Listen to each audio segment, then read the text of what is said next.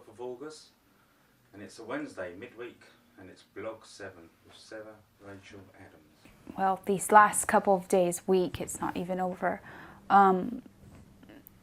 For me, I don't live in time, so it seems like it's already been the week already with everything that I've downloaded and everything that I've seen. Today I want to speak a bit about DNA, cells, cellular level within ourselves. The film called The Maze Runner, which is very interesting. And I would also like to speak about clearing the heart chakra a little bit. I would also maybe speak about an experience that I had last night in astral.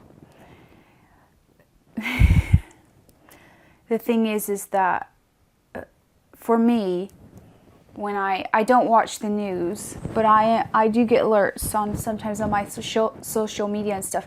But for me, news is to read everything around me, the signs, even when I'm walking in the streets, the different synchronicities, if that's the right word if that's how you pronounce it. I like to even listen to music sometimes that mainstream is putting out, and also watch a bit of TV now, just because I've learned, because that it's giving real news of what's happening on an energetic level within the instant, rather than going to news media. If you're somebody like me who has your third eye open, you can see these things, you can read all of the signs and stuff, and everything sort of interacts to tell you the full story that's going on. And that's the best way to find out what's happening on an energetic level. I would always watch myself and what vibration I was at, just simply by watching the things around me, how it would react, of reflect back to me. If it was reflecting, if my syncs in movies or in music that I felt some connection to were good, then I knew that I was on a higher level of energy. If I started to see those characters or that music or whatever relaying a picture back to me, even when I'm walking the street, different stuff relaying an image back to me of something less positive, then it made me aware of what's wrong so that I could fix that. So multi-dimensionally, everything's telling you what is happening in the instant, what you need help, where you need help, what parts of you need to heal, and it's also telling you just where your soul is. Earlier today I was just reading an article on Google, and I've really got back, now that I'm settled down and not traveling anymore for a while. I've really got back down to getting back on a very, very healthy diet, and taking, of course, lots of superfoods and stuff like that. And I've been working really hard on that, and I'm so much better. But anyhow, I told the universe a couple of days back, I'm like, I know there's something that I need to take, because I feel certain waves of energy, and I feel like I need to take this to help transmute that energy, take something. And then today when I was reading the article, it kept saying black seed oil over and over again.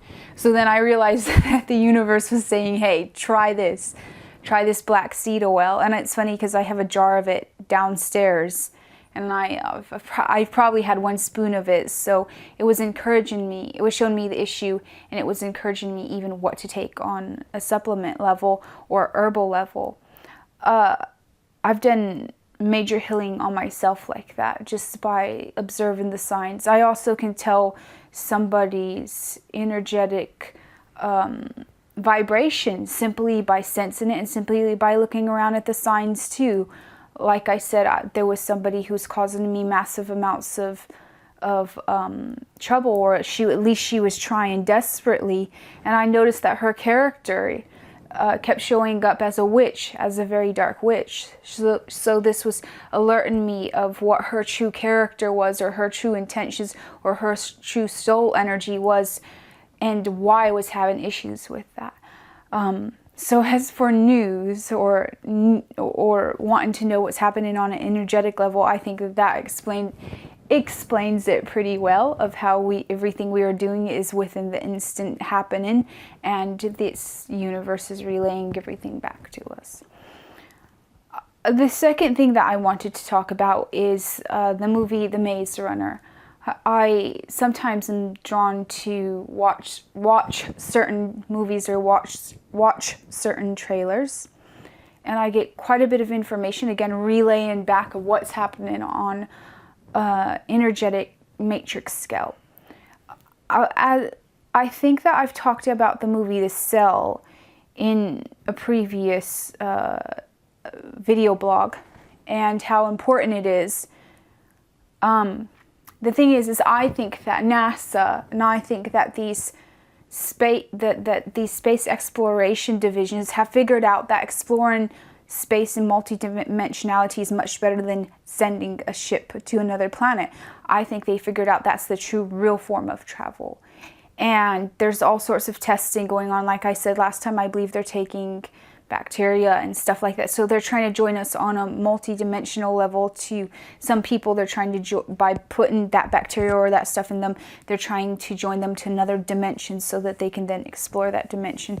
Because obviously we have the micro and macro that's working here. And I think that the space program exploration stuff they have going on is hitting all of those levels. It's including multidimensionality, the realms, and everything like that. I believe that's been cloaked. The last time I talked about how I believe the abyss to be space and not to be the middle of the earth like quoted in religion. And I think the next day somebody showed me the new Superman Batman trailer, where he says in it that the government lied to you.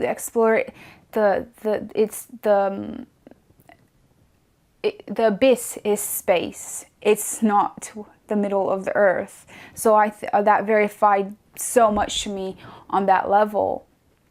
Going back to the movie The Maze Runner, this essentially all ties in because, like I said, the multidimensionality exploration, the whether it's in Earth or Gartha or stuff, they're in other frequencies, and there are different factions on this earth that are very interested, even more interested in accessing these realms rather than going to another planet literally. This is the thing, and people aren't understanding this. They also understand, these factions have understood it through certain DNA, through cellular level. I believe that the movie The Cell was a total psyop movie, and it was showing you just how the exploration, how deep they are going into exploration in the human psyche, in the human consciousness.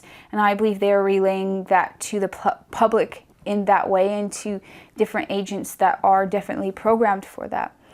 The movie The Maze Runner is connected to all of this. The movie The Maze Runner is about and I don't want to spoil this for anybody, but I will give a briefing of it.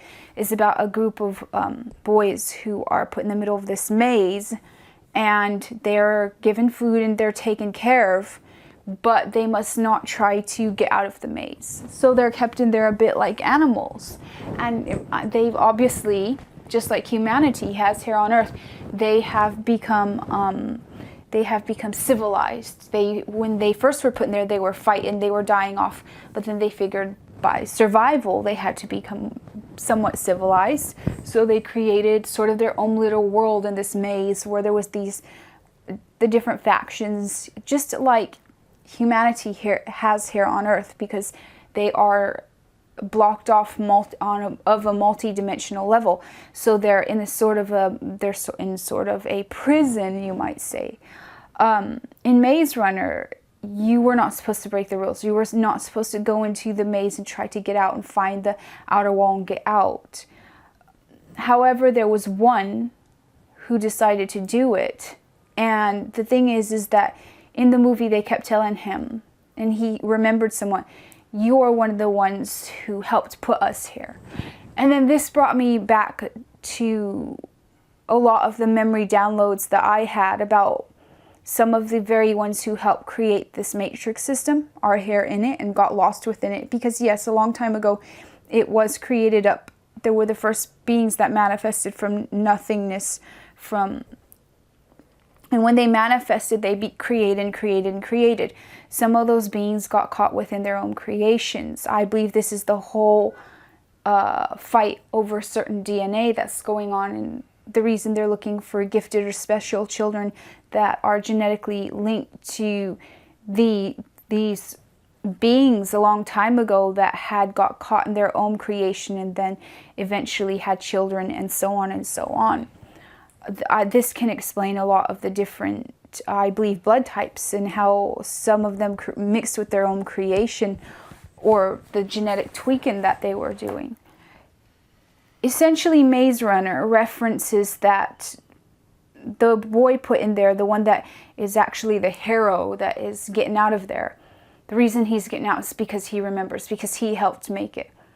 And this reminds me of the Matrix system and the awakening of the descendants that have that DNA and them figuring out how to get out of this Matrix system, and humanity also awakening with them and following.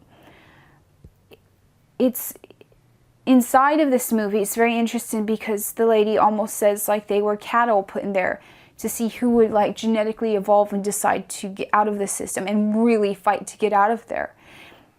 And it's really, really interesting that I believe tests like this are done out on mass humanity to see who will adhere to society and who won't.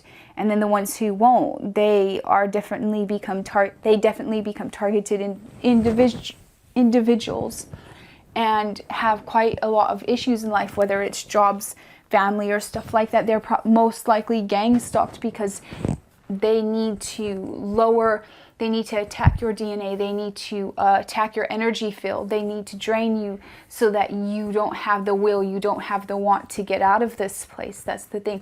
So you will be targeted just for the mere fact that you are figuring out that you live on a prison planet, and just the mere fact that you want to get out, you will have lots and lots of issues.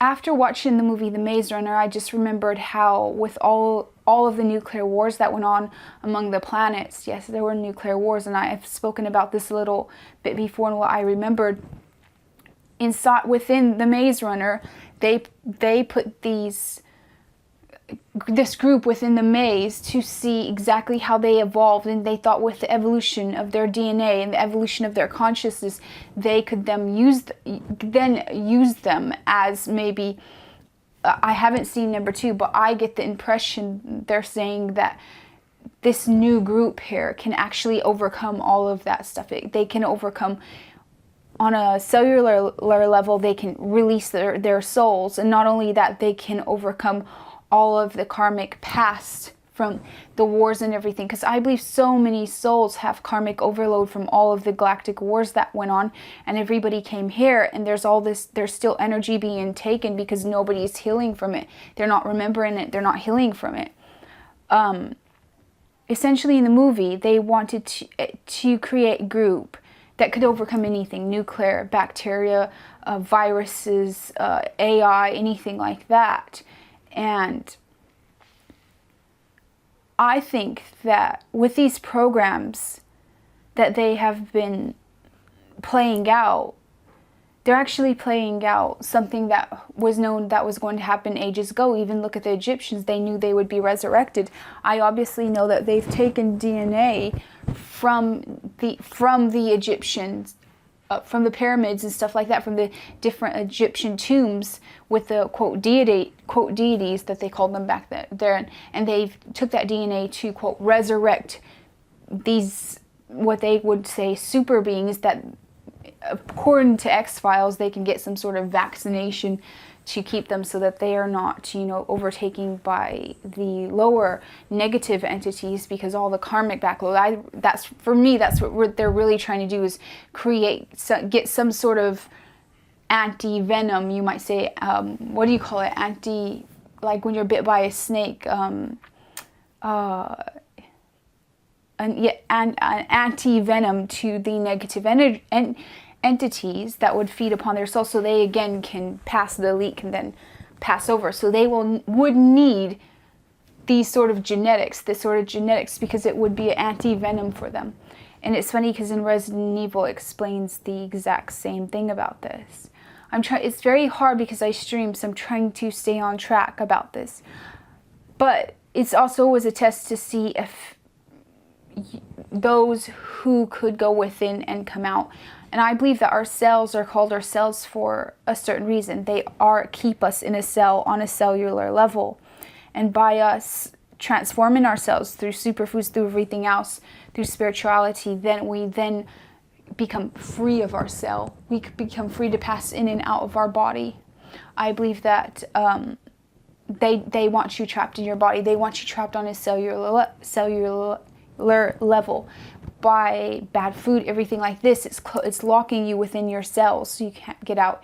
And your body's multidimensional. Your soul's multidimensional. It is supposed to get out of your body. By doing that, also they're locking you into where if you do get out, you're going into the lower realms, where then you're fed upon essentially each night.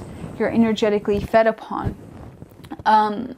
They don't want you to go to higher realms. You are allowed to go to lower realms. You're not allowed to go to higher realms, because higher realms you would recharge, and then you would essentially be fine. You wouldn't stay in your matrix system, and you would be awakened. So it's all about energy. Your energy level has to be extremely down for you not to go anywhere. So yes, in the movie The Maze Runner, I connected it to the movie The Cell, where it's essentially saying that we are locked in here on a cellular level. And that's one of the basic things that we need to work on.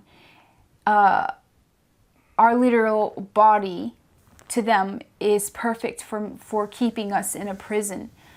The whole thing is that I believe in the future, and I believe that it's happening now. So much more energetic medicine working on literally people who are so advanced and gifted that they can just go ahead and pull up your cells and work on it so that they become less dense, so that you become more illuminated, more enlightened. I believe in the future all these things are going to happen, and this is the last stand to keep humanity in a cell. I believe there are those that have ancient DNA who are ascending so quickly, and it's opening up. Literally, it's like opening portals for all the ones following, because they're tracing energy. Almost reminds me of Ardenae in the Minotaur, where she leaves the cord so he can follow it, so he can find his way out of the maze.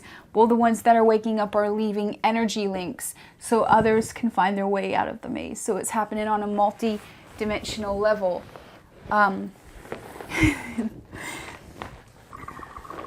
I did want to finish this up, and I'll probably speak more about this in the coming future. Today I've had quite a strange day, so I'm just trying to go with it. I probably need a really good nap in the end.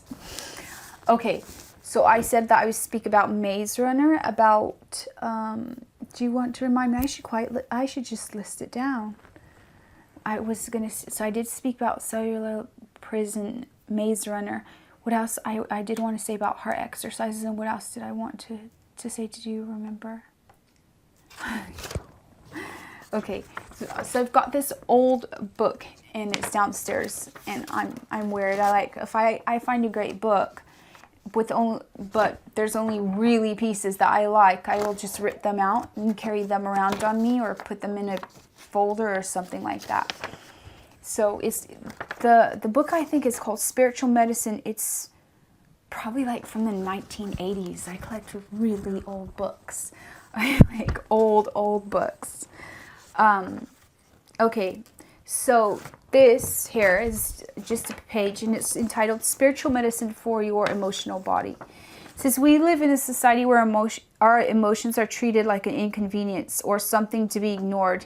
Yet our emotions reveal our secret inner life. When we disregard our emotions, they can build up inside of us until they begin affecting the way we think and act. If ignored for too long, emotional stress will have a direct effect on the physical body. This is very true, by the way. In my practice, I have always found a direct link between physical problems and repressed emotions. When a client comes to see me with any kind of physical complaint, no matter how minor, I always start by asking the following questions. What's happening in your life now, and how are you feeling emotionally? I have found that there is always something emotionally disturbing in their lives. The quickest way I found to alleviate emotional tension and physical pain associated with it is if they start expressing what is on their mind. When we free ourselves up emotionally, we allow more space for love to come into our lives, and it allows other people to feel safe enough to express their truth. The first step to become consciously aware of how we are feeling and give ourselves permission to express whatever is present.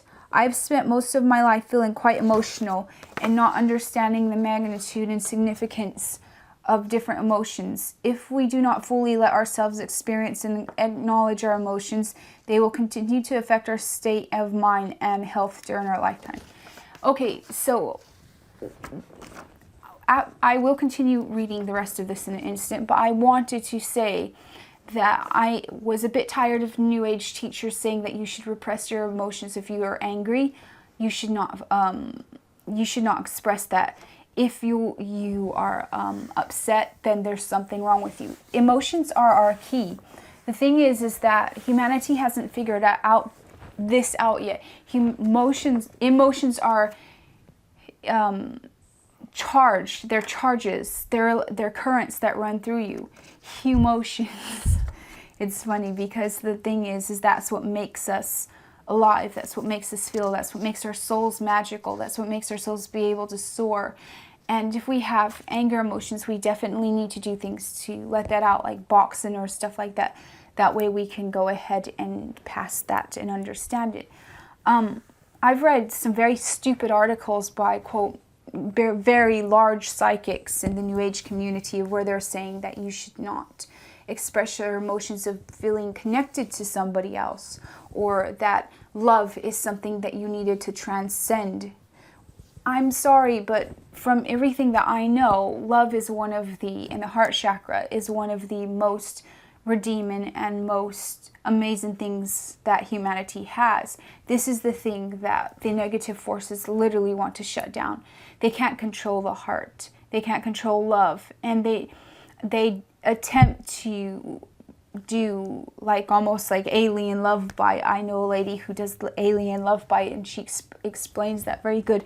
They attempt to connect people on the lower chakras, but they don't like real love. And I'm really wary of New Age teachers that start to say that if you're in love or if you love somebody that's close to you, that's a lower level of being, because this is a very, very false teaching. Being in love, we actually become even more superpowered. I'm serious. For me, on the level that I become even more superpowered. If I feel people around me that are very close to me or love me, I literally there's nothing that I can't do. And I've noticed this in life. And a lot of my healing has come through not only self-love, but people who love me and people who stood by me and stuff like that.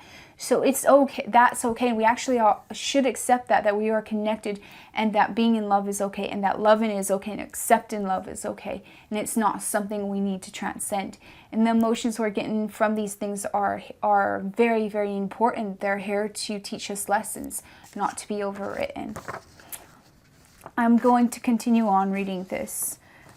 When we are unable to feel any emotion, so many of my clients and students have said to me, how can I express my emotions if I can't feel them? When I have talked to them about their lives, I have seen that in most cases, often because of traumatic events, the heart has shut down and the mind has taken over. In many families, the expression of emotion is not acceptable, or the expression of deep emotion is seen as a sign of weakness and lack of control. When it becomes unsafe to express ourselves emotionally, most people learn to cut off their feelings. The best way to begin to change this pattern and become more aware and connected to our feelings is to imagine building a bridge between the mind and the heart. One way to do this is to use the following technique. If you would prefer to use another visual image, feel free to make up your own. Start by visualizing a glowing sun around your heart. See yourself smiling down into the center of your heart and expand the sun image with each breath. See and feel this golden light within your heart, traveling from your chest up to your throat. Visualize this moving up into your forehead, then between your eyebrows, and finally to the top of your head. This will help bridge the gap between your mind and your emotions, allowing you to get more in touch with your feelings. Practice this on a regular basis. I would say that this is perfect for anybody who is having those sort of issues, to do it even every night or maybe even 3 times a day, so that you can reconnect your different chakras. And that's very, very important to do. What I do, I also like bringing a rainbow funnel from literally all through, from the top of my top chakra all the way down, and do a funnel, sort of like a tornado of rainbow color. So I like mixing it all together, and it gives me all sorts of emotions, sensations, and everything like that. And then when I'm finished, I literally am able to project in front of me any of the darker negative energy, and then just throw that into the sun. So that's one of the techniques that I use. And this is, since my good friend is going on vacation, this is an early video blog, and that's why I'm doing it today. I also wanted to let everybody know that I will be seeing Mr. Swerdlow in London very soon. We will be seeing the Swerdlows, and that will, and since I don't live in time, because I'm such a little alien, let me go ahead and check the time on that. So anybody here in England, if you guys want to come and attend, that would be amazing. Here, let me pull that up quickly.